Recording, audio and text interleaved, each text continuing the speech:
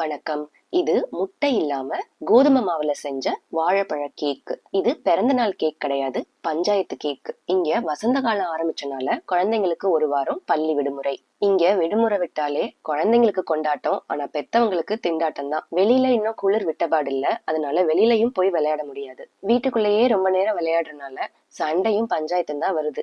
என் பொம்மையாவ எடுத்துட்டா, என் புக்காவ கிறுக்கிட்டா, 4-5 பஞ்சாயத்துக்கு மேல நமக்கு பொறுமை போயிடும். அப்போ நான் கொடுக்குற ஒரு தீர்ப்பு வீட்டையே அமைதிப்படுத்திடும். ஆளுக்கு ஒரு கேக் எடுத்து அமைதியா சாப்பிடுங்கன்னு சொன்னா போதும். தீர்ப்பை மாத்தி சொல்லுங்கன்னு யாருமே சொல்ல மாட்டாங்க. ஆனா போன லீவ்ல அவ என்னை விட பெரிய கேக் எடுத்துட்டான்னு அதுலயும் ஒரு பஞ்சாயத்து வந்துச்சு. அட பாவிங்களா, பஞ்சாயத்து கேக்குக்கே பஞ்சாயத்தா? அதனால இந்த லீவ்ல கொஞ்சம் உஷாரா எல்லா கேக்கையும் ஒரே சைஸ்ல வெட்டி வச்சிருக்கேன். நான் வீட்ல இருந்தே ஆபீஸ் வேலை பாக்குறதுனால லீவ் நாள்லயும் காலையில சீக்கிரம் எந்திரிச்சு சமையல் எல்லாம் செஞ்சு முடிச்சுட்டு தான் வேலைக்கு உட்காருவேன். வெந்தயக்கீரையை நேத்தே ஆஞ்சு வச்சுட்டேன். இப்ப குக்கர்ல பாசிப்பருப்பை வேக வச்சு எடுத்து வச்சிருக்கேன். லீவ்ல குழந்தைங்களுக்கு பிடிச்சதையும் செய்யணும்ல, அதனால தொட்டுக்கிறதுக்கு இறால் தொக்கு செஞ்சுட்டு இருக்கேன். அவ்வளவுதான். பருப்பையும் ஊத்தி தேங்காயும் அரைச்சு ஊத்தி கீரை கூட்டு தயாரு. இறாலும் 2 நிமிஷம் தான், தண்ணி வத்தினோடனே இறக்கிடலாம். காலையில குழந்தைங்களுக்கு ரொம்ப பிடிச்ச பேன் கேக்கு கோதுமை மாவுல செஞ்சு கொடுத்தேன். இறால் முடிஞ்சிருச்சு.